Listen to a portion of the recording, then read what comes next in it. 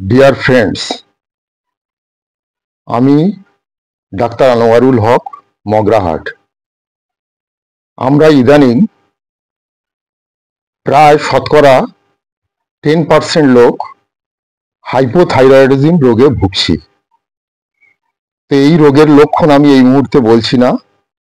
যারা already diagnosed হয়ে গেছেন, ওষুধ খাচ্ছেন, তাদের কিছু সমস্যার কথা আমি বলছি। ডায়াগনোসিস করার জন্য প্রথম যে পরীক্ষাটা দরকার, T3, T4, TSH। এখানে একটা অস্বাভাবিক লেভেল, রেঞ্জ লেভেলের বাইরে যদি যায়, সেক্ষেত্রে হাইপোথাইরয়েডিজম হিসেবে গণ্য করা হবে। প্রথম লক্ষণ হাইপোথাইরয়েডিজমের হঠাৎ ওজন কমে যাওয়া। এই লক্ষণটি আমরা পেয়ে থাকি সাধারণত হাইপার থাইরয়েডিজমে। আর হঠাৎ লক্ষণ যদি বেড়ে গিয়ে থাকে, সেক্ষেত্রে ধরে নেওয়া যেতে পারে তার হাইপোথাইরয়েডিজমের সম্ভাবনা আছে। অকারণে ক্লান্তি বোধ, কোনো কারণ ছাড়া ঘরে বসে আছেন, শুয়ে আছেন, ঘুম থেকে উঠছেন, ক্লান্তি লাগছে। পরিশ্রম করলে মানুষের সাধারণত ক্লান্তি লাগে, কিন্তু বয়স কম, ক্লান্তি লাগার কথা নয়, কিন্তু ক্লান্তি লাগছে। এরকম পরিস্থিতিতে যদি কারোর বারবার এই সমস্যা দেখা যায়, সেক্ষেত্রে থাইরয়েড পরীক্ষাগুলো করিয়ে নেওয়াই ভালো এবং ডাক্তারের পরামর্শ অনুযায়ী। অতিরিক্ত ঘেমে যাওয়া আরেকটি গুরুত্বপূর্ণ লক্ষণ হচ্ছে থাইরয়েডের সমস্যায় যারা ভুগছেন, তারা অতিরিক্ত ঘেমে যান। যদি দেখা যায় অস্বাভাবিক ঘাম হচ্ছে, স্বাভাবিকের চেয়ে অনেক বেশি, সেক্ষেত্রে থাইরয়েডের সমস্যা উড়িয়ে দেওয়া যায় না। কণ্ঠস্বরের পরিবর্তন, আপনার যে স্বাভাবিক কণ্ঠস্বর, সেই কণ্ঠস্বর হঠাৎ কর্কশ হয়ে গেছে বা তার একটা পরিবর্তন লক্ষ্য করা যাচ্ছে, সেক্ষেত্রে থাইরয়েডের সমস্যা উড়িয়ে দেওয়া যায় না। তার জন্য চিকিৎসা দরকার, চিকিৎসকের কাছে যাওয়া দরকার, ডায়াগনোসিস হওয়া দরকার। খাবার খাওয়ার পরেই টয়লেটের চাপ আসে। থাইরয়েডের রোগীদের সাধারণত এই সমস্যাটা দেখা যায়, খাবার খাওয়ার পরে হঠাৎ টয়লেটের একটা চাপ এসে যায়। আর মেয়েদের ক্ষেত্রে মাসিক একটু অনিয়মিত হতে পারে। যে স্বাভাবিক নিয়মে 28 দিন অন্তর মাসিক চক্র হয়ে থাকে, বা যে ধরনের ফ্লো হওয়ার কথা, যে স্বাভাবিক ফ্লো হওয়ার কথা, তার থেকে কম কিংবা বেশি হতে পারে, একেবারে বন্ধ হয়ে যেতে পারে, দেরিতে হতে পারে, অনেক দেরিতে হতে পারে, আবার মাসে দুবারও হতে পারে। বিবাহিত নারীদের ক্ষেত্রে, যারা দীর্ঘদিন বিবাহ করেছেন, গর্ভধারণ আসছে না, দেরি হচ্ছে, সমস্যা হচ্ছে, সেক্ষেত্রে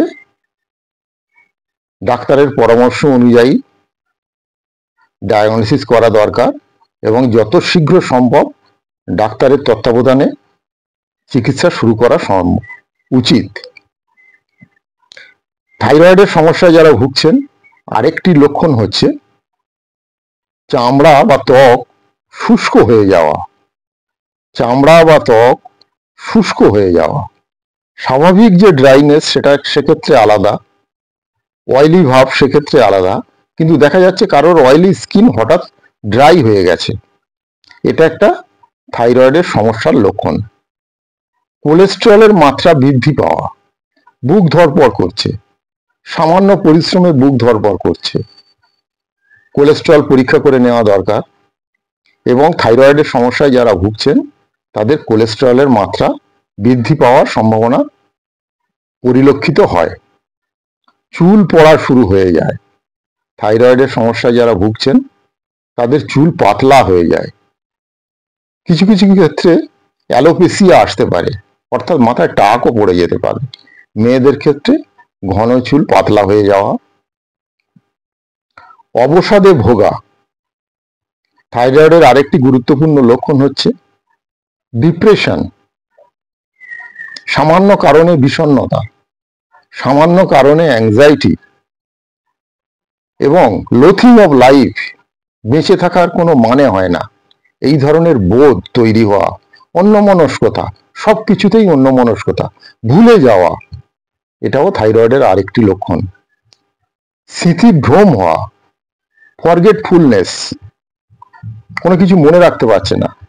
বাজারে যাচ্ছেন, বাড়ি থেকে বলে দিল মাত্র 5টা জিনিস আনতে হবে, আপনি মুখস্থ করে করে যাচ্ছেন রাস্তা দিয়ে, কিন্তু বাজার করার সময় ভুলে গেলেন কি আনতে হবে, আবার ফোন করে বাড়িতে বলতে হচ্ছে যে আমাকে হোয়াটসঅ্যাপ করো, আমি দেখে দেখে বাজার করব।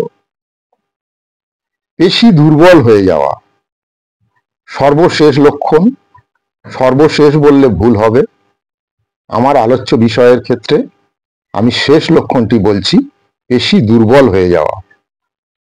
থাইরয়েডের রোগীদের রিজিডিটি থাকে না, পেশির ফ্লাক্সিডিটি হয়ে যায়, পেশি দুর্বল হয়ে যায়, থলথলে হয়ে যায়।